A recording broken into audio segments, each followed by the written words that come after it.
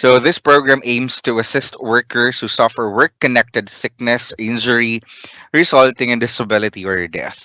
So the gist of this program, no, para dun sa benepisyo din, magbibigay tayo ng benefit para dun sa mga work-connected.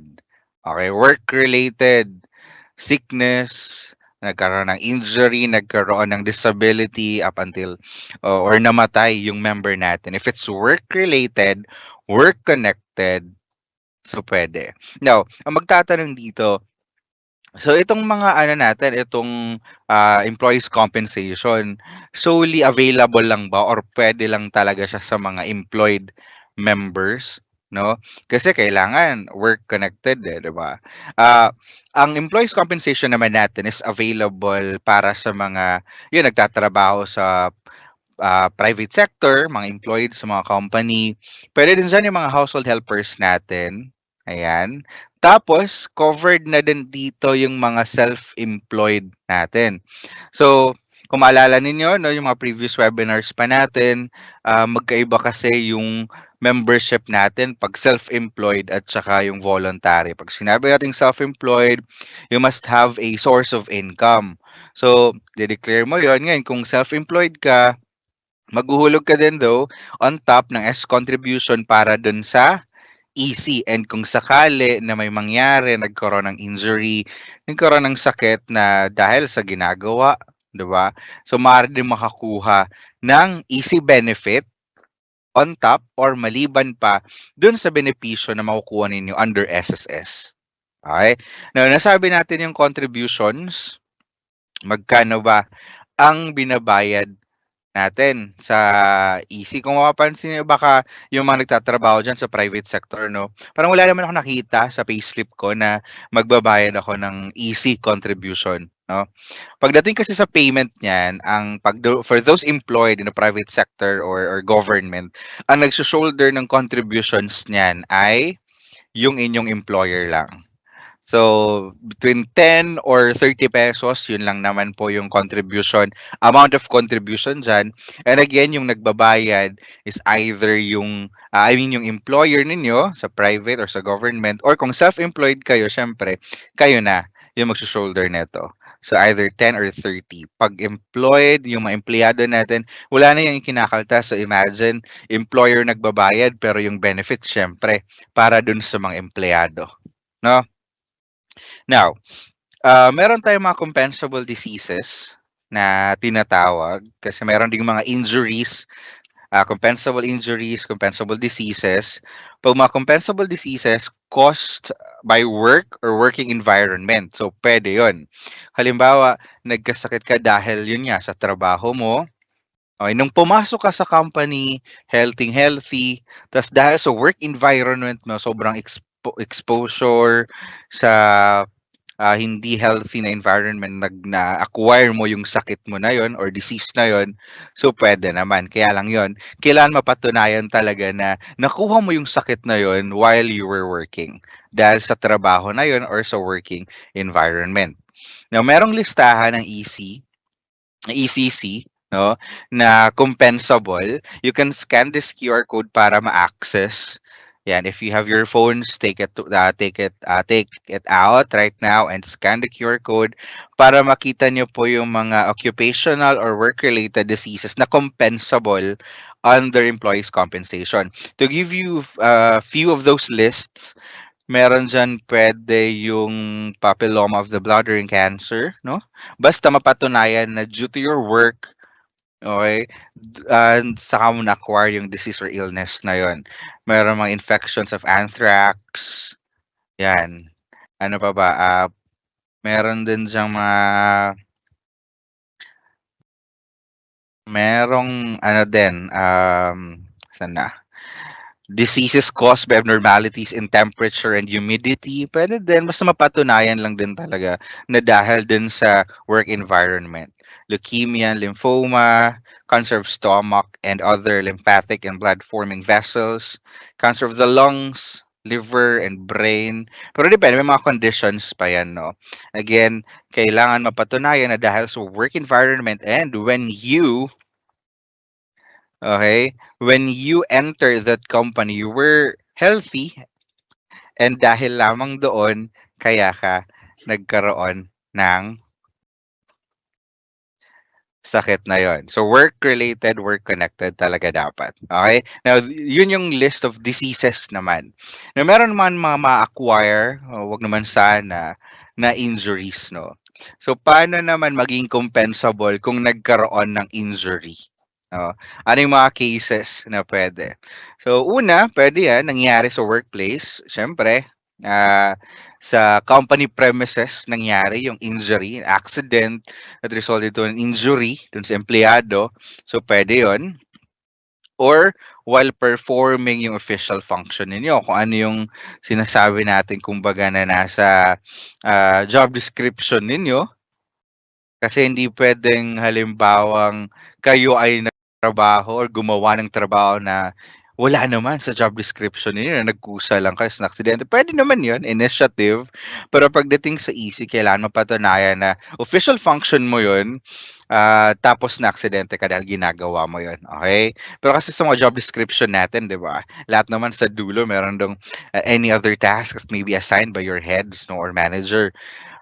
Puwede din outside company premises, pero, may utos halimbawa yung employer ninyo, pero official dapat, hindi din siya personal na pakiusap or utos sa inyo. Kahit outside premises, company premises, puwede naman, basta official pa din, okey?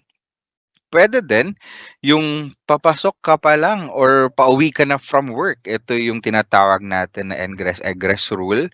Halimbawa, hindi ka pa nakapag-time in, kakalabas mo lang nung bahay ninyo, tapos nagkaroon ng aksidente, na-injury ka, nagkaroon ka ng injury, na-injure ka. So, puwede naman 'yun under employees compensation or nakapag-time out ka na, nakapag-clock out ka na, pauwi ka na ng bahay, 'yan. So, puwede din, kaya lang ang kondisyon, kailangan din na 'yun yung usual na ruta mo papasok or pauwi. Ay, hindi yung biglang liko kung saan man pupunta ta's dun nagkaroon ng accident. So, kailangan yan ma-establish 'no. 'Pag mga outside company premises madalas hinahanapan yung accident report or police report, yun talaga, okey? Moving on, eto, while satisfying your personal comfort, halimbawa ikaw ay magsi-CR tapos nadulas, pero kailangan walang negligence, walang kapabayaan. Hindi mo sinadyang tumapak sa medyo madulas na part nung tiles, 'no, para, makapag-claim ng easy kasi yun nga, 'di bale na hindi makapag-claim basta healthy din, 'no? So, halimbawa din puwede yung magla-lunch out tapos kailangan nga lang 'pag nag-lunch out, kailangan reasonable distance and time. Like lalabas kayo na lunch break, hindi puwedeng magla-lunch out sa kabilang city, lumagpas na yung, lunch break ninyo ta's saka naaksidente. So, 'di na makakapag-claim kay EC, pero kung halimbawa, nagkaroon ng injury, nagkaroon ng accident, maaari pa din naman kay sa sickness, pero kay EC hindi na din, okey? Halimbawa, yung company din niyo may nag-sponsor ng company shuttle bus or any vehicle provided by the company kasi, nauso na 'to 'no, nung pandemic and even after pandemic maraming mga employers yung nag-sponsor, may pa-shuttle bus na. 'Wag naman sana if ever lang magkaroon ng accident, nagkaroon kayo ng injury, so you'll be able to file for employees compensation din. Could either be meron pala tayo dito sa EC 'no, easy sickness, easy disability, easy funeral, and easy death. Basta work-related or work-connected lahat. Puwede din company-sponsored activities, yung mga team building and sports fest. Pero kailangan dito again official, tapos mga memo, tapos yung attendance siyempre kailangan. And wala dapat kapabayaan, yung sinasabi natin parati walang negligence sa part ninyo. Okay, then death of an employee due to assault.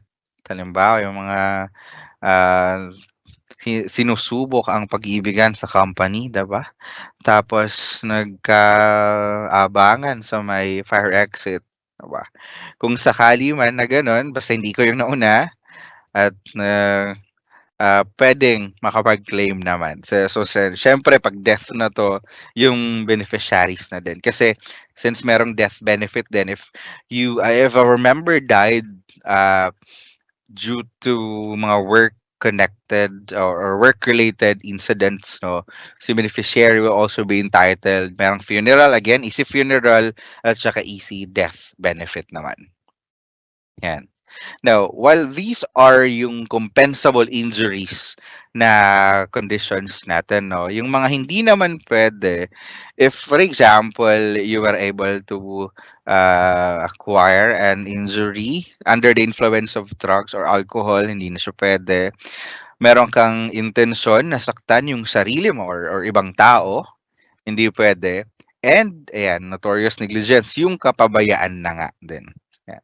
So hindi yan pwede, no? So be mindful of this exclusions doon sa non-compensability conditions under the employee's compensation. Ay, eto na. Ano nga ba yung mga benefits na maaring makuha? I've mentioned this earlier na meron ding easy sickness, no? Ang easy sickness na. So pwede ba tong sabay na claim natin? Under SSS kasi yung mga benefits ni SSS we have, 'di ba?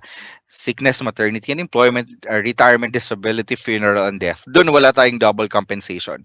Walang dalawang benefit under SSS ang maring magkasabay. Pero since EC is a different agency from us, 'pag easy sickness, work-connected yung injury or sakit ninyo, puwede siyang i-claim simultaneously. Easy sickness and SS sickness, ang tawag namin dito is double recovery program. Okay? Double recovery program, so puwede sila magsabay. Ideally, ina-advise naman talaga na sabay na din i-claim para ma-maximize naman yung benefit, especially if need din talaga nung recovering member natin yung pera. So, mas maganda na sabay na silang ma-claim. Pagdating sa easy sickness, meron tayong maximum amount of daily sickness benefit, which is 480 pesos per month, and maximum of 120 days, and pwede siya ma-extend up to 240. Kung maalala niyo ang sickness benefit natin, na-mention din kanina ni Sir Jeric, no, na pagdating sa sickness benefit, maximum allowable in one calendar year is 120 days. So, pag persistent pa rin yung sakit, pag na-max out na max na ninyo kumbaga, yung number of days under as sickness and persistent pa rin yung disease or illness na niyo, pwede siyang extend under easy na lang up to 240 days kasi. Diba? Mas mahaba yung compensable period for easy sickness. Yan, for private sector worker. And ang pinagkaiba niya sa sickness, 'di ba sa sickness, kailangan exhausted muna yung current company sick leave, ibabawas dun sa number of days approved sa notification. Pero pag sa easy sickness, hindi na kailangan, hindi na babawasan. Unaffected, no?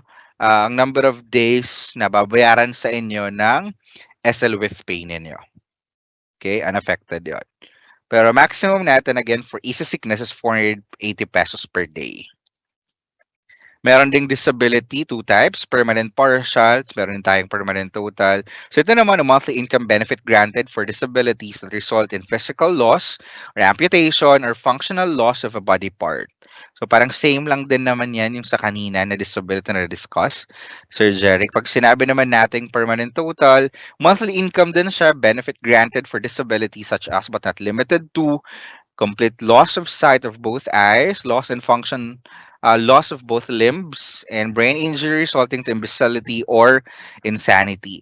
Now, pagdating po sa computation ng halimbawa magiging pension, actually parang ano lang yan din eh, SS sickness, pero SS disability, pero mas mataas always yung sa easy benefit. It's always 15% higher kung magkano yung benefit na tatanggap niyo kay SS. Halimbawa sa disability, magkano yung pension, pagdating sa pension ninyo sa disability under easy, that's 15% higher. Okay? Tapos, meron din tayo ditong medical benefits, reimbursement ng medical expenses, and medicines based on out-of-pocket expense of the employee. Pag ganito, we suggest na magkapag-file na din muna ng kailangan merong approved, no, na easy claim. Halimbawa, sickness or disability. Tapos, i-file nyo for reimbursement yung nagastos ninyo. Ngayon, ang tanong dito, saan ba to ifa-file? So, ang pag-file na to, meron tayong form available on our website. Sa SSS din po ito ifa-file. Okay? So, download nyo lang po dun sa forms natin. Meron dong easy medical reimbursement form. Dalawa po yun. Form 1 and Form 2. So, kailangan nyo i-accomplish yun. Papirmahan doon sa hospital din para ma-reimburse yung expenses, out-of-pocket expense, nung empleyado mismo. So, ito siya, personal filing, ang disability personal filing din, even if employed. Ang easy sickness naman, papadaan lang sa employer. Okay? Then we also have death with funeral. So survivorship pension, kagaya ng death sa SSS, computed based on the number and amount of premium paid by the employer. The minimum easy survivorship pension for private sector is 2,000 per month. Pag easy funeral na benefit naman, fixed tayo sa 30,000. So, kung halimbawa sa funeral benefit kasi natin, no, na bago na din naman yung amount, effective October 2023 last year, ang funeral benefit natin for those members na namatay with at least 36 months contributions ay nagre-range na sa 20 to 60,000. But if it's less than 36, that's 12,000. Pero pagdating sa easy funeral, it's gotta be a fixed 30,000. Itong 2,000 na per month, ito yung minimum lang ha. Baka sabihin niya, apakababa naman. Depende pa rin sa naging contributions nung namatay na member. Okay? Meron din cash assistance. Ito, meron din nung ang tawag dito, kasagsagan in the height of pandemic, no? Nag-offer ng cash assistance for disability, sickness claim. That's 10,000. Tapos for death claim naman, 15,000. No, para makakuha ng easy cash assistance, kailangan meron muna kayong approve na halimbawa sickness claim, easy sickness claim. Okay, easy sickness claim. Tapos, saka kayo makakapag-file ng cash assistance. Pero ito, if a file na to sa sa ECC, which is nasa mga DOLE offices. Okay, yung cash assistance sa DOLE office na siya fina-file, hanapin niyo lang po doon yung ECC na section nila. Okay? And aside from this, yung mga persons with work-related disabilities or RDs natin, si ECC nag-offer din ng rehabilitation services. So ito din yung maganda sa program, no? It doesn't end on providing cash assistance due to injury and sickness or diseases. After that, meron pang kagabay program ang ECC, katulong at gabay sa magagawang may kapansanan. So they offer free physical, speech, or occupational therapy sessions. Meron yan. So kailangan nyo lang ito. Kailangan nyo na makipag-coordinate sa ECC office. Again, they are under DOLE. So check nyo yung DOLE office na malapit sa inyo. Meron yung ECC dyan office. So, dun po tayo pwede ma-assist. Kailangan, ayun nga, kung may approve na kayo na easy claim kay SSS, pwede kayong mag-help pa ng assistance. And assistive devices such as prosthesis, wheelchairs, crutches, and hearing aids. Now, if you will see, if you will check their Facebook page, pwede nyo pong search Employees Compensation Commission. May blue check naman na din sa Facebook. Makikita nyo doon yung mga natulungan nila, nabigyan nila ng prosthesis, no? So, they really provide help kahit after na ng injury. Then meron din yan sila mga trainings para sa occupation, no? Free skills and or entrepreneurial training kasi ang aim din ng ECC na even though they are already considered person with work-related disabilities, kaya pa rin nila. Kung kaya pa rin naman, if they want and are willing to make livelihoods pa din, they can offer these trainings. No? So again, for this one, check ECC office nearest you or kung may kakilala kayo na need or nakapag-claim na ng easy claim, pinakamalapit na ECC office, pwede kayo mag-inquire about this Kagabay program. Yan. Now, documentary requirements, basic natin, is yung medical certificate or med-cert from your attending physician. Just take note, kailangan sa med-cert, panggaling sa attending physician ninyo mismo, andun yung name, PRC number, license, clinic address, contact information, meron ng history of present illness and complete diagnosis, and recommended number of days convalescence including recuperation. Okay. By the way, pagdating pala sa easy sickness, if you're going to file for easy sickness, di ba sa SS sickness, kung maalala ninyo, para makapag-claim, that's minimum 4 days ng pagkakasakit. Pero kay easy, isang araw lang, dalawa, pwede na makapag-claim. Diba? So, hindi siya minimum 4 days. Isang araw, pwede na siya kay easy. Supporting documents, this one can be downloaded in our website. Tapos ito madalas nire-require din, no? Kasi nga, especially if it's a disease or illness na na-acquire, sinasabi natin na na-acquire while working or dahil sa trabaho niya or dahil sa working environment, kailangan meron ng pre-employment physical exam to prove na healthy siya nang pumasok and dahil sa working environment, sa kaya siya nagkasakit or nakuha yung sakit na yon. Employment history as well, complete job description, certified true copy of police report if applicable, most likely nangyayari to if the accident happened outside company premises. And copy of logbook. Hopefully, no, yung mga employers natin, no, yung employers they're keeping logbook kasi kailangan ding entries doon para sa pag-claim ng EC. Yan. So if you don't have logbooks yet sa mga company niyo, any ano naman, kahit yung blue book na parang dun sa guard, no. Basta ito yung mga details na kailangan. You can use this as same format, no. Nandun yung date, name, date of contingency, ito yung nangyari, yung aksidente. Saan, yung place of contingency, nature, ano ba yung nangyari. Ilang araw siyang absent, konting remarks, no. Yan. Tapos, kanina kasi, I've made mention na yung EC is available na din, 'di ba? Sa ano, sa mga self-employed members natin. Okay? So, next sa susunod ata, ano, baka palawigin pa yung coverage. Pero para sa ano natin, sa self-employed, okay?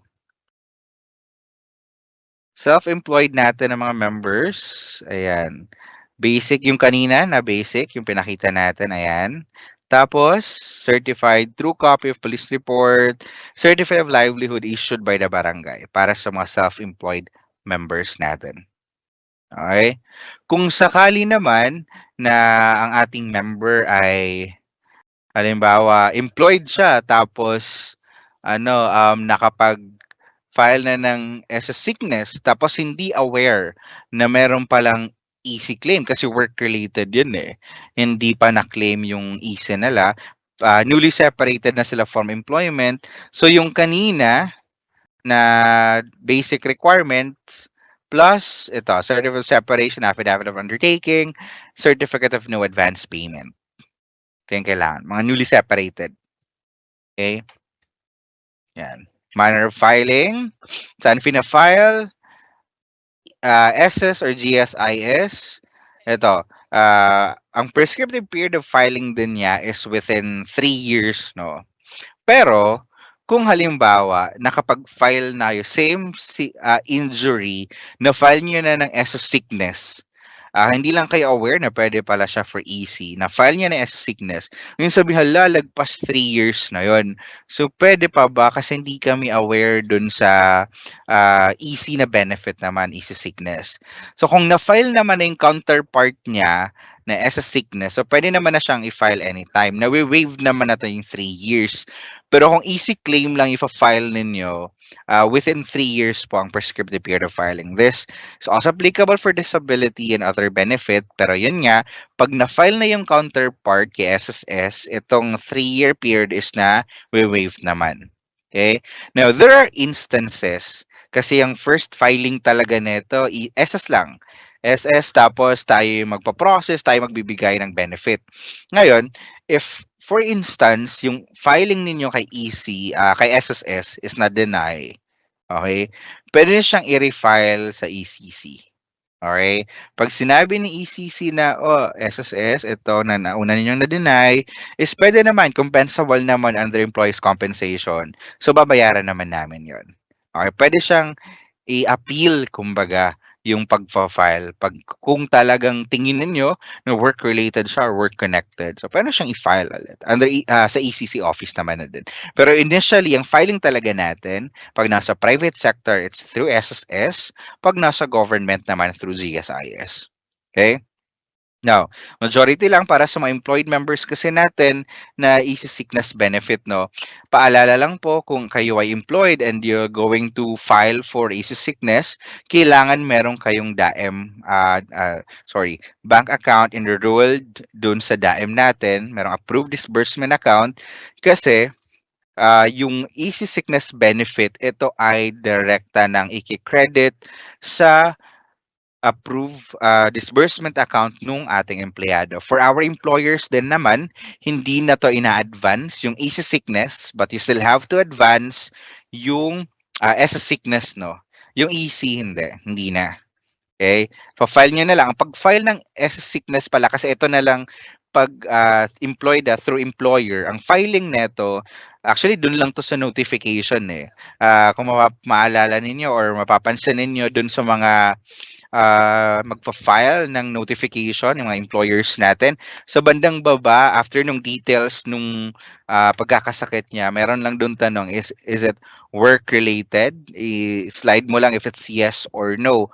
Kung yes, magti-trigger na yung claim for easy sickness. And yun, kailangan lang na meron ng approved na disbursement account yung empleyado para automatic doon na makredit yung benefit. Again, hindi na din kailangan i-advance ang easy sickness. Para sa mga employers, ang magfa-file na lang is, or i-advance na lang nila is yung SS sickness. Para naman dun sa disability benefit, personal filing na yan, even if you're employed. Para sa death and funeral, dun sa mga claimants, beneficiaries natin, personal filing na din yan, SSS pa rin yung filing. Sa medical reimbursement, SSS, personal filing din yan. Pagdating sa rehabilitation services na ino-offer, ni EC, direkta na po yun kay EC. Cash assistance, kay EC din po yung application. Okay? So, yun yung sa employees compensation natin. Hopefully, kahit pa paano na nabigyan namin kayo ng idea na maliban kay SSS, basta work connected, yun lang tatandaan natin dahil sa trabaho, kaya nagkasakit, nagka-aksidente dahil sa ginagawang, dahil sa trabaho niya, or dahil sa work environment nakakuha ng sakit, meron tayong employees compensation maliban pa sa SS benefit na i-offer natin.